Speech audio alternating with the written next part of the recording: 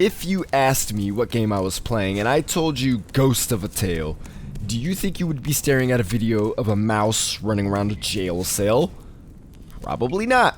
The early access build available on Steam and GOG.com shared nothing with ghosts or the spiritual realm. Ghost of a Tale is set in the medieval times in a world filled with anthropomorphic animals.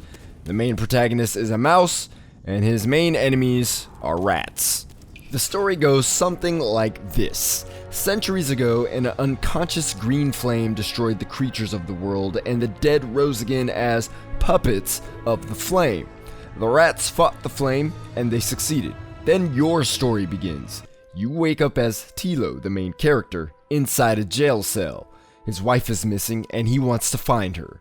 That's all about the context given to you, and that kept me from investing myself in the world of Dwindling Heights the way I think I should have. As you explore and sneak around Dwindling Heights Keep, it's hard to track how the story of the flame impacted the world you're in now. The rats saved the world. Why are they putting the mice in jail? Documents can be found around the keep that give context, but it didn't help deepen the understanding between the present and the past. But it's entirely possible the full game will bridge that gap. In order to find your wife, you have to escape the keep. That means undertaking several fetch quests and avoiding guards.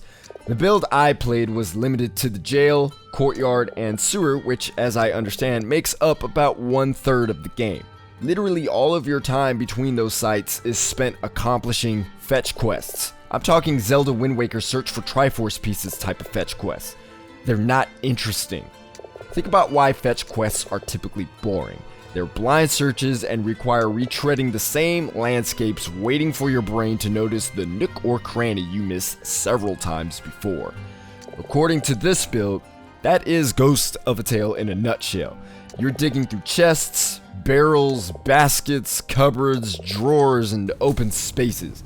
Occasionally, a puzzle tenderly complicates nabbing an item, but there's not enough of them to make searches more entertaining.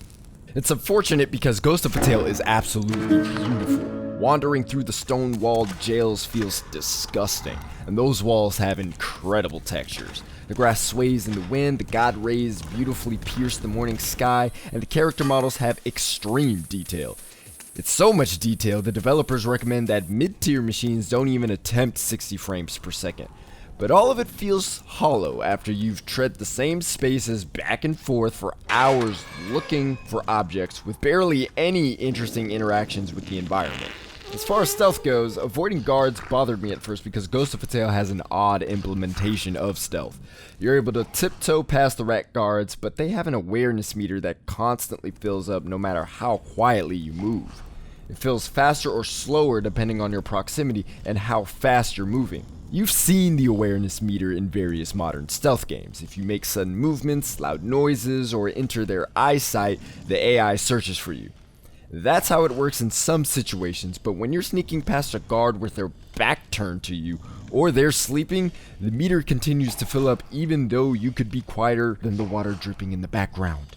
The only way to reset the meter is completely stopping. Once you start moving again, it fills up. It doesn't feel natural. That's something I hope they can improve on. Ultimately, because of the meter, stealth just turned into running past a guard and finding a hiding spot since the AI isn't the smartest.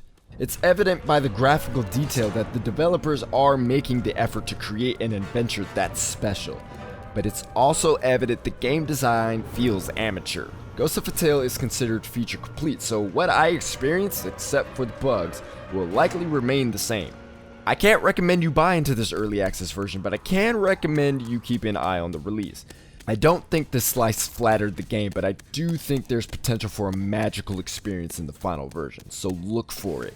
Don't forget to subscribe to the GameWatcher YouTube channel, like on Facebook, and follow on Twitter.